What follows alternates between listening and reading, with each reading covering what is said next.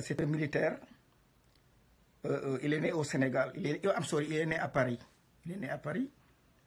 Service militaire aussi. Il a fait une bonne partie à Dakar,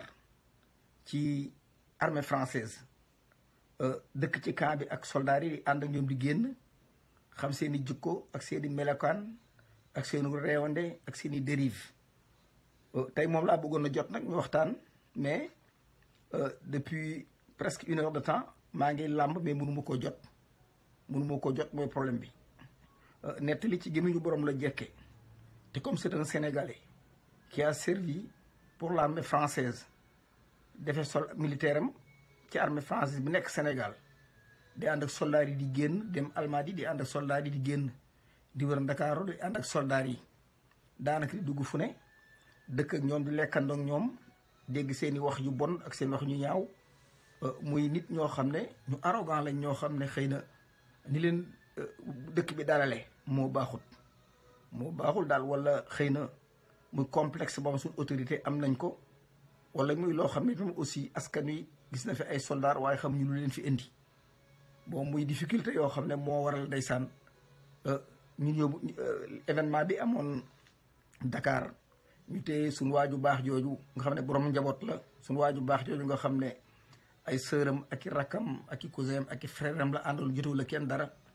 un jeune qui a la liberté un jeune qui a le droit d'aller n'importe où dans son propre pays ay soldats fekk ko fa dóor ko dóor yoo xam ne ba xale bi nekk comment ba tey dégguma rajo Sénégal wax ci la BBC wax na ci France Inter wax na ci am na ay médias locaux yu nekk fii ci state bi junj nañ ko muy mbir moo xam ne aw tiis la doon aw naqarte métti Mohamed Ndiaye nag bu fekkoonte ne jotoon naa ko moom moo leen mën a wax ni soldats yi nekkee Ndakaaru ak seenu toogaay ak seenu reewaay ne maître Ablaye Wade xamoon na ci dara ba tàmbali di leen dàq pour ñu dem mais bi Macky Sall jël si waatee da leen a sampal ban gën a toogaat gën a defaru gën a réew gën a xamadi muy une arrogance boo xam ne waru noo bett ci français le français est naturellement arrogant yéen ñëpp xam ngeen ko boo dul français tegu la ngay nit même booy français sax te sa der weexut bokkoo kon yu mel noonu bu fekkente ne dañoo am réew nag te réew mi am ay aaday boppam réew mi am ay cosaanal boppam réew mi am bëgg-bëggi boppam réew mi am bokki boppam dama ne booy gan ñëw ci biir ki la fi indi war na laa xamal réew mi nu mu demee waaye jàpp suñuy doom di dóor bay rey te dégguma Macky Sall ubbi gémmiñam dégguma kenn wax ci dama loolu c'est une tristesse c'est une honte de la République je veux dire dama ne yàlla dolli sutura coono bi dafa yàgg na sama gaañi bu ngeen di xool ci njëndum jàmm ba nëga ni nekku leen ci jàmm coono bi yàgg na metti na bi ni rey suñ kilifa yi diine yi di rey ñoom Lat Joor Ngoone Latiir di rey ceddo yi fi nekkoon booba it du ngeen ne neex na bi fi ñoom Senghor rek puppet yi fi nekk nga xam ne ay marionnette la nekk fi booba na ngeen di Sénégal ngi nii malgré baatin bi fi nekk malgré diine ji fi nekk malgré xam-xam bi fi nekk malgré njàmbaar gi ci xale yi mën nu fexe ba définir un Sénégal meilleur un Sénégal qui répondrait à cette civilisation moderne un Sénégal boo xam ne doomu Sénégalais bi fa mu dëkkalee toog tedd waaye loola mënta nekk looloo waral xale yi ci seenu njàmbaar ñu tëj buntu kër yi rocc ko ndànk dem ñii ngi ci àll bi taxawalu ñii ngi ci àll bi doon ay jàmbaar yi fàkk tëdd am na ci ñoo xam ne sax ay këyit amuñu ko waaye fas yéene ne seen waa kër du diñe seen dépense ngi dem bu baax a baax xale yi mel noonu boo leen amee war nga leen a fonk war ngeen leen a defar war ngeen a dig loo xam ne loo leen dig def ko ndax diggante bi ngay nekkee xale ak bi ngay responsable ak bi ngay màggatee diggante bu gàtt la daanaka wenn xel la ba tax na état bu fekkente ne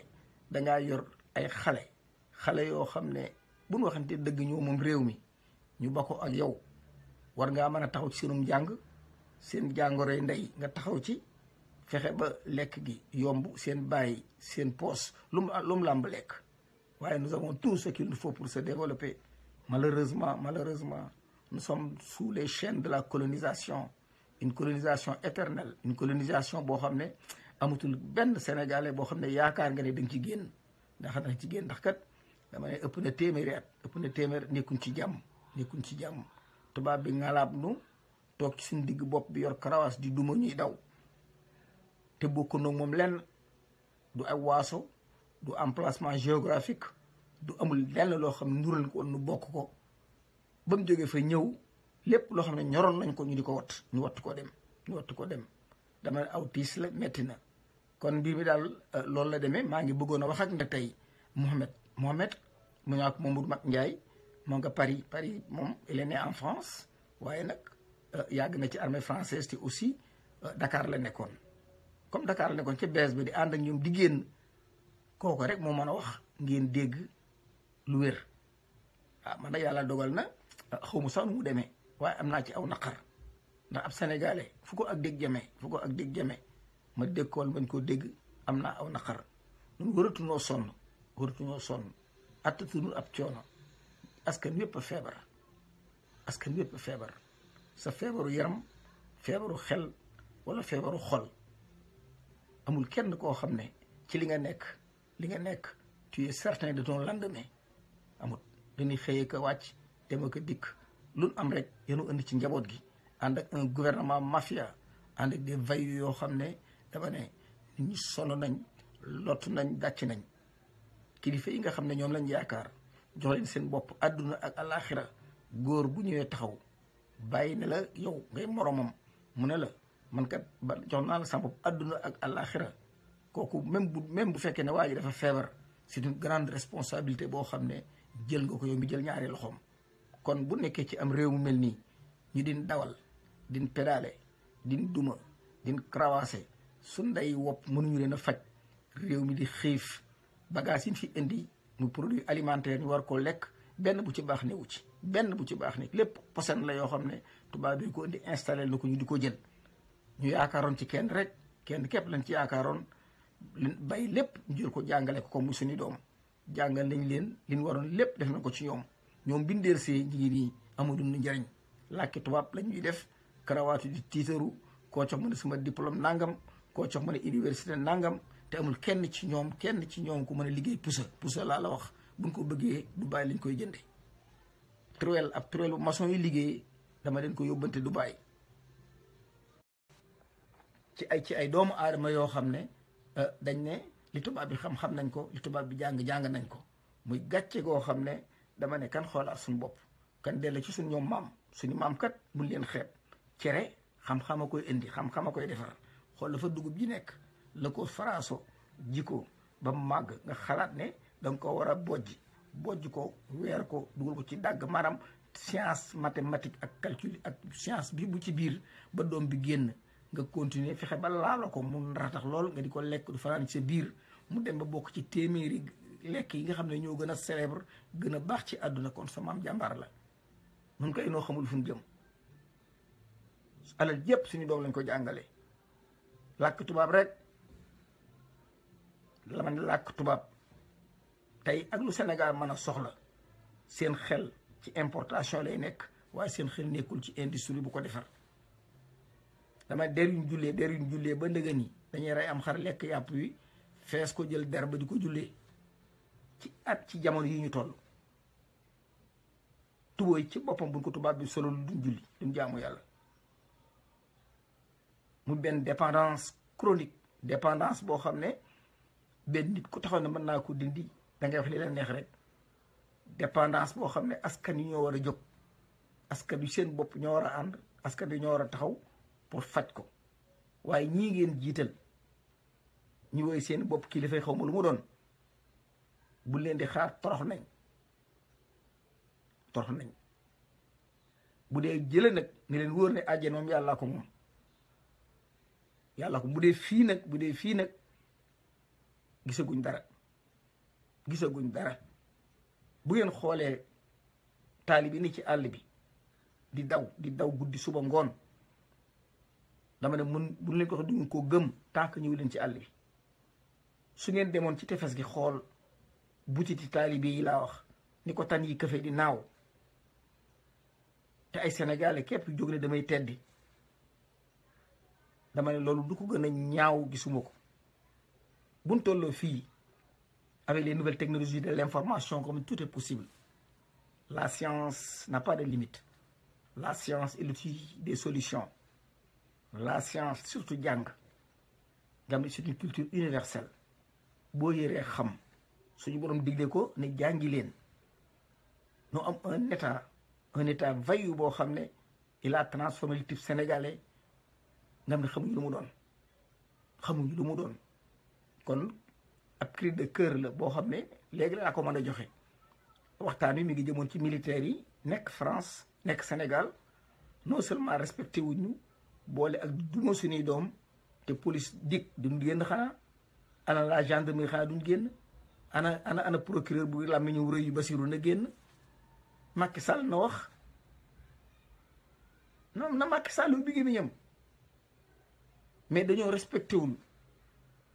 doomam xaalisu trésor public bi yéen ñëpp xam ngeen ni moom la yor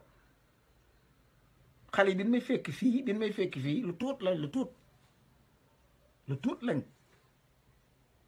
tey ñoom bu ndee ba doon milliardaire bay dugg ci ay business yoo xam ne xawma ko something wrong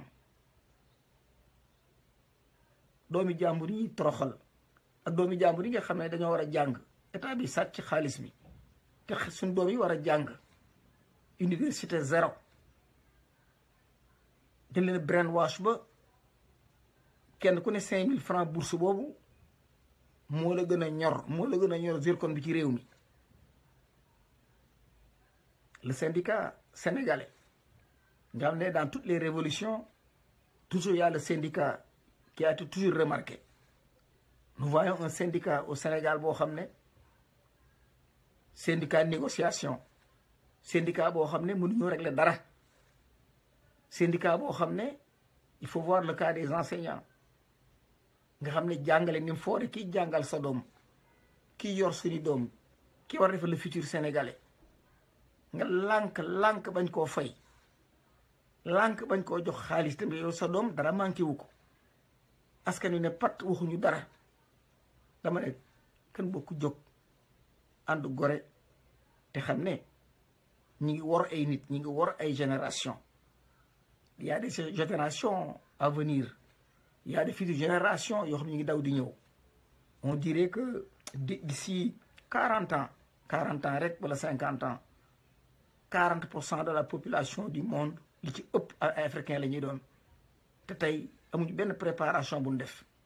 amul lenn loo xam ne préparé nañ ko pour xale yooyu dikk loolu wi dikk sàcc kees corruption politique complot politique amul benn xale bu ni fanaan tey Sénégal am yaakaar la ngay jàng wóor la ba fa ca ngay liggéey kan boo ko jóg ngir yàlla ak yonent bi pour défendre ce Sénégal pour un Sénégal de demain lii benn cri de cœur la rek bu ma doon wax parce que li yëkkatuñu woon li ñu yëkkati woon mooy affaire armée bi ak seen politique militaire bi nekk Sénégal parce que xale bi xam na ci lu bari bu ma ko mënoon a jot nag xam naa ne seen bopp dana gën a ubbiku waaye am naa yaakaar danaa ko jot beneen yoon soldat la woon un français sénégalais militaire ci armée française ñu yónni ko Dakar mu toog fa ab diir di fa liggéey ànd ko soldat yi français yi kon kooku am na lu mu ci xam mais nag yàlla dogal na mënuma koo jot waaw kon it ma dil si ci beneen boor bi mooy di leen dolli tuuti ci le réveil des consciences le réveil des consciences dafa nekk mbootaay goo xam ne ana li leen yëkkati dañoo bokk gëm ne su bopp yu ubbi ko rek jàmm ne ñooy bopp bu ubbiku dafa am solo ci doomu aadama ndax nit société bi nga xam ne ca la bokk da ko war a xàmme daa mel ne xàmme say dàll lam warlul société ba da ko war a xam te kenn bañ ko caa soññi li ko société bi ameel bu ko jotee baax na, bu ko jotit war naa am fit ak xel mu soññi pour jot wàllam boobu bu tëj yàlla ci yàlla musal. moo tax toujours ñu koy defee noonu rek muy un mouvement, je peux dire, patriotique et révolutionnaire. Patriotique et révolutionnaire. ñun njaaxaanaay lañ tëddee, njaaxaanaay lañ tëddee. ñu bëree bëri sax fan yi il me posait beaucoup de questions et ces questions lu simple la. yow xam na li ci dëkk bi àndoo kenn, ñi nga àndal daal mooy la société bi ak ñëpp. tey ñu gis la démb nga annoncé pour jàppale Sonko. ma ne c'est très bien de poser cette question, que réfléchir naa ci lu yàgg itam avant ma koy def, ndax ñi ma topp di ma déglu ñu ci ëpp ay xale lañ. te xale wet gim la séenu na nga fexe ba booy bu dee stratégie mouvement la, stratégie en général, stratégie déplacement la. Bon, j'ai développé une autre stratégie dans le expliquer. Si vous vous rappelez, mois de août 2017, chez Abdoulaye Wade moo taxaw ne benn élection bu Macky Sall organisé wala élection bu mbokk man Abdoulaye Wade du ma ci bokk, PDS du ci bokk. ba Wade waxee loolu ma gëm ko trop, gëm ko ne la révolution nag mi ngi door a taxaw. comme Wade xam na lu ñuy xeexee te taxaw na ne élection yi Macky Sall organisé bokkatu ca, kon baal ma jéem a orienté xale yi ñu jëm ci défense boobu Abdoulaye di appelé. moo tax sur le plan pédagogique dama doon ramper ba agsi ci hauteur bi ma bëgg. bi ñu demee dawal ab diir ma yëg ab complot. transhumant mënta am te waxtaan amul, transhumant mënta am te complot amul. damay bokk waxte dëgg. Abdoulaye Wade rek laa bëgg. li ma jot a defe ci un politicien nit defaluguma ko ci politicien. Abdoulaye Wade je l'ai connu trop tôt, 1975 laa xam Wade booba xale la. may dem ci ay meetingam quartier latin, di dem ci ay meetingam Boulevard Odéon ak benn galerie bi ne woon Saint-Michel di ko fekk di fa dem. yàggu ko suur muy góor ku saf ca jamono yooyu. mais nag boo jaxasoog Cheikh Anta Diop ñaare ñam woo lekk day lewet ndax saf gi mu saf moom. moo tax pour ma bàyyi Cheikh Anta dugg fenn loolu mës ta bokk ci may xalaat. bi Wade waxee loolu ne élection moom dutu bokk ak Macky, dama ne révolution taxaw na. ce serait un soulèvement national. il faudrait nag le réveil des consciences, ubbi boppi nit ñi xamal leen révolution mooy lan, xamal leen un soulèvement national mooy lan. une révolution boo xam ne bakkan du wadd, ndax Wade du reykatu nit. ma yaakaaroon ne rek moo tax ma daan tout très souvent karti mbaa kuur yi mais bi ma gisee nag waa PDS nga xam ne la libération du Sénégal devrait passer par le PDS pour waxante dëgg. PDS moo doon taxaw libérer le Sénégal. mais quand je vois la crème du PDS, c'est-à-dire 70% de son bureau politique mabandoo fekki Macky Sall, laa ne il faut que je change de stratégie. ñu toog ab diir Wade mi ne woon dootuma bokk ci élection yu Macky Sall organisé, di kilifa di mag wax ko ca kaw journaliste àddina beeg RFM sax ñëpp a ñëw, RFM tout le monde, BBC laa ko déggee. ay élection yu Macky Sall organisé man Wade bokkatuma ca, duma ca bokk. buñ toogee ba yàgg ma gis mi forcé pour doomam ñu jël ko, wala mu ne sama doom wala kenn du bokk, pas de plan B, sama doom képp moo doon candidat. bu ma fa nekkee di xaar révolution Wade maa ngi nax sama bopp te xal yi ma toppit boroomi xel lañ ay universitaires yoo xam ne malgré ay ndaw lañ mais xam nañ lu bari ba tax na bi ma defee samay consultation waxtaan ma xool xale yépp xam ne réew mi xale yee ko moom te am na xale yu nekk yoo xam ne ñu ci course bi ku ci mel ne Ousmane Sonko ku ci mel ne juge Dème ku ci mel ne capitaine Dièye ku ci mel ne Thierno Alassane Sall ay xale ngi ci yoo xam ne lenn képp lañ mën a def léegi fexe ñoom nuñ booloo ba mën a sauver le Sénégal par une révolution sans goutte de sang sans goutte de sang opposition bi kenn ci àdduna mun leen a bañ a tee élection kenn mën leen ci teel a bañ a dem comme nag ñoom kenn mën leen a tee bañ a dem élection te ñi nga àndal itam ñëpp nee na foog ñu dem ci élection yi dama ne li nga mën a def rek mooy ni ñu toppee ci yow yooyu da ngay gore léeg-léeg nga toppee ko ci ñoom moo tax bi ma nattee xale yi xool leen peese leen boo yor ma ne 90% xale yi ak ñi ma ci jot a consulté ñëpp dañ ne ma no more the old school maanaam la vieille school coloniale képp ku bokkoon ci school coloniale màggati school yooyu bëggatuñ la ñoom xale lañ bëgg orienté lu ñoom ñëpp ci Ousmane Sonko kon la ma mën a def rek mooy ñàbb samay dàll toppaat ci seen ginnaaw tey may bët ndax magum waxoon naa ko moo gën magum fekkee naa ko man la ma gëmoon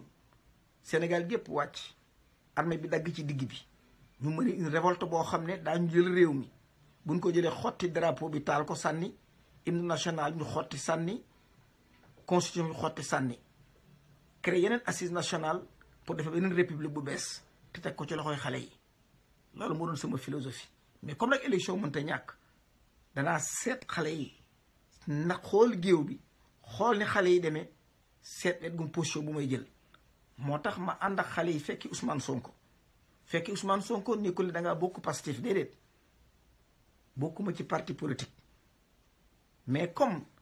gis naa mu présenter un projet boo xam ne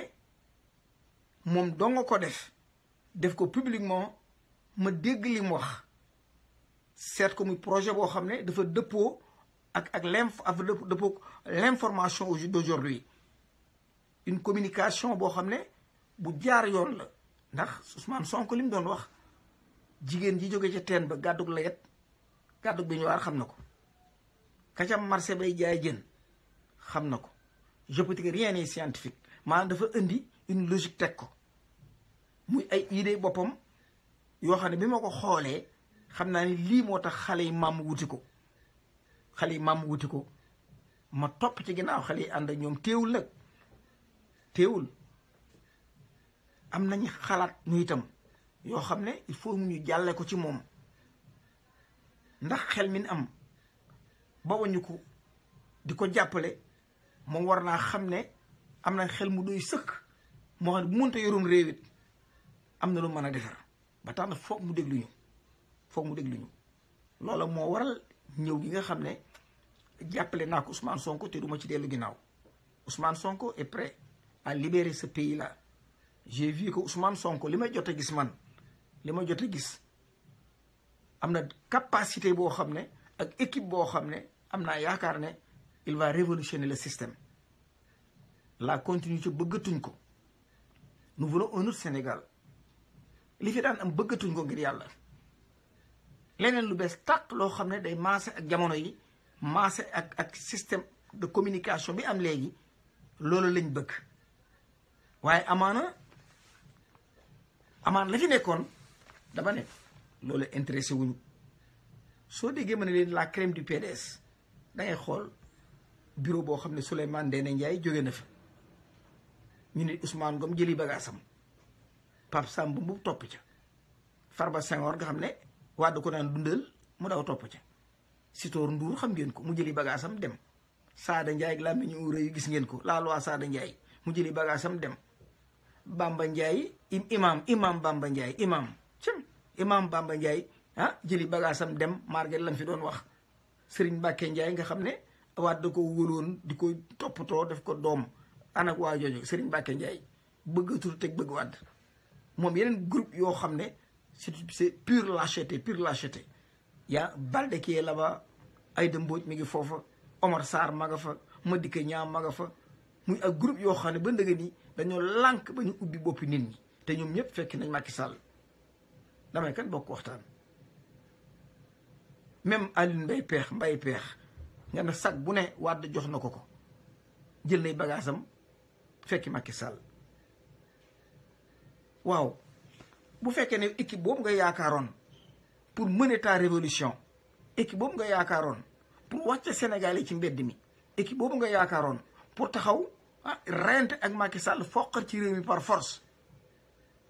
ñooñu ñëpp tey bu mab bi dem seen yoon ana loo ci lu ci lifises mooy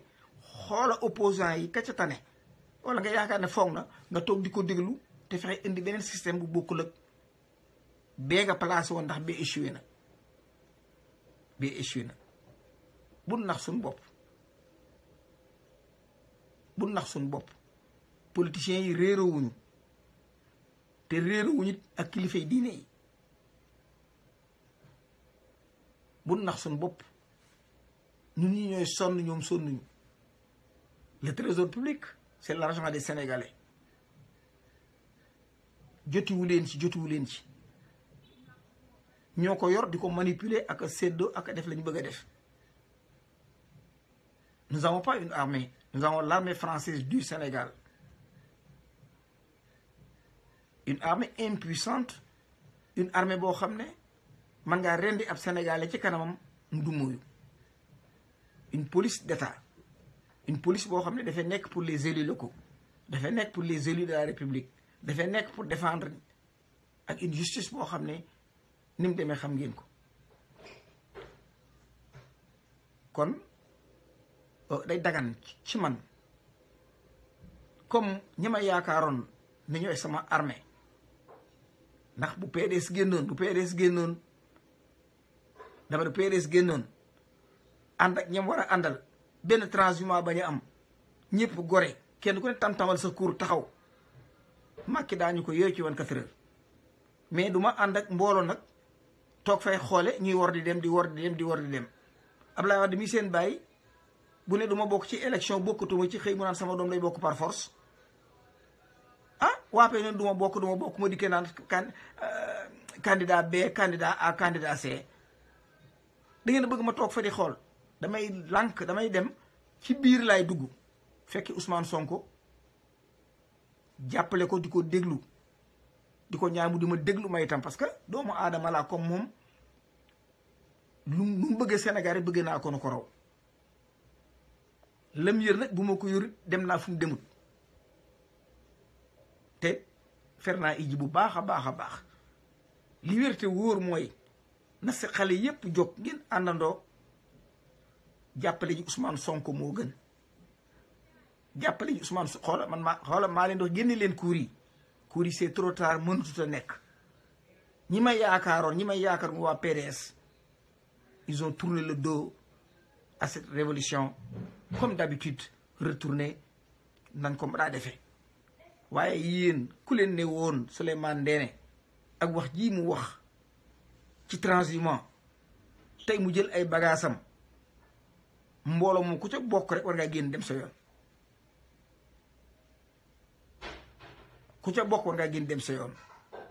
ma dikkee day sóob rek ba ma leen ko dalee wax ak léegi mën na 3 mois ëpp na ko sax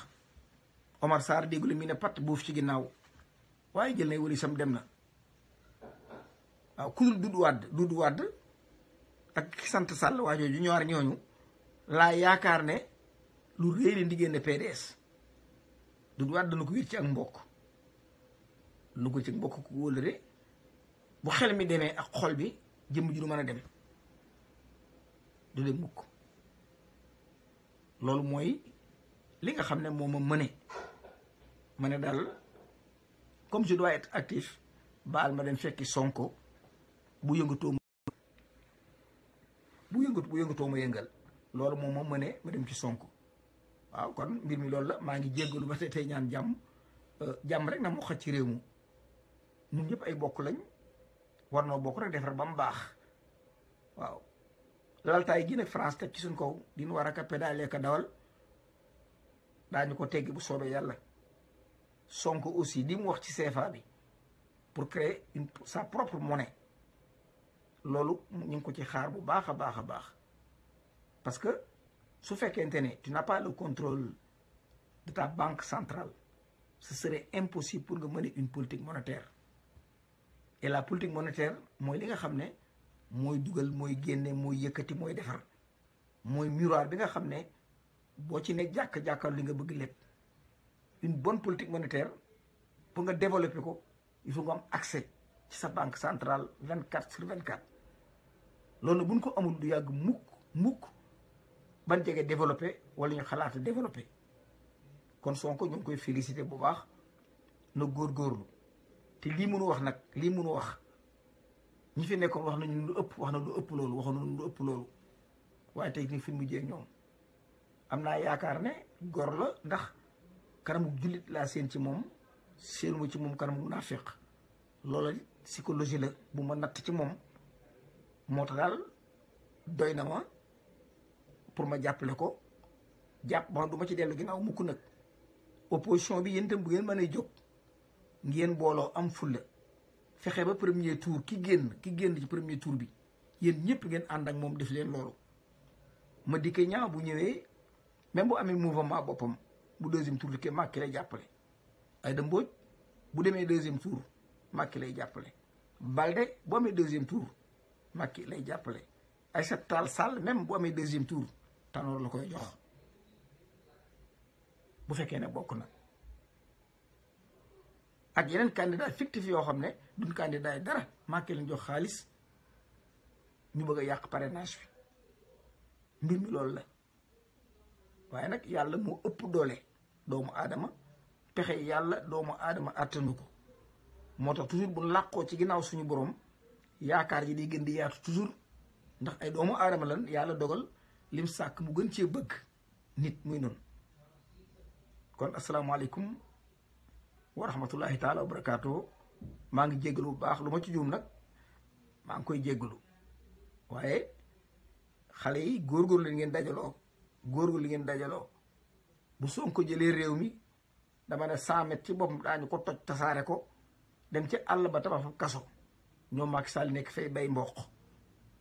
kaso ci biir Dakar digg boobu foofu du place su kaso foofu place université technologique maanaam université des maanaam foofu déplacé fa IFAN sax dugal fa IFAN sax a tane defar ko ba mu baax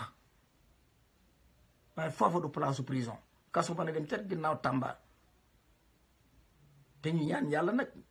ñoom Khalifa Sall génn ci jàmm Khalifa Sall am na proposition bu ko nangu woon te mi ngi ci bitti am na proposition bu ko nangu woon mi ngi ci bitti te am naa yaakaar ne du ko nangu moo tax am yaakaar ne xëy na dana toog ci biir lu yàgg waaye dialogue national bi Macky préparé ànd ko kilifa yi diine yi dialogue national bu amee ci la ñu jubale ñi xuloo woon ñi doon ci kaso bi ci lañ leen di bàyyi Macky jóg ñu lëngante jooyoo fóonante bi am soori gi mel ne toq su bënd te dara du ci dëgg amul leen du ciy dëgg kon asalaamaaleykum wa rahmatullahi taala wa barakaatu peace and love Assane Diouf fàtte wuñ ko mi ngi ci biir mais moo ne ci dëgg te dana génn Assane Diouf fàtte wuñ ko mi ngi ci biir moo ne ci dëgg te incha allah rabi dana génn Assane Diouf laa la wax dana génn bu soobee yàlla peace and love jaa ngeen jëf man la Ousmane Dramé bu la réveil des consciences jaa ngeen di Pape Diop ñoo ngi ziar Pape Diop jërëjëf ñoo ngi ziar bu baax Pape Diop Pape Sarr yi ñëpp noonu la Pape Diop jërëjëf jaa ngeen jëf merci beaucoup Pape yàlla def jàmm Pape jaa ngeen jëf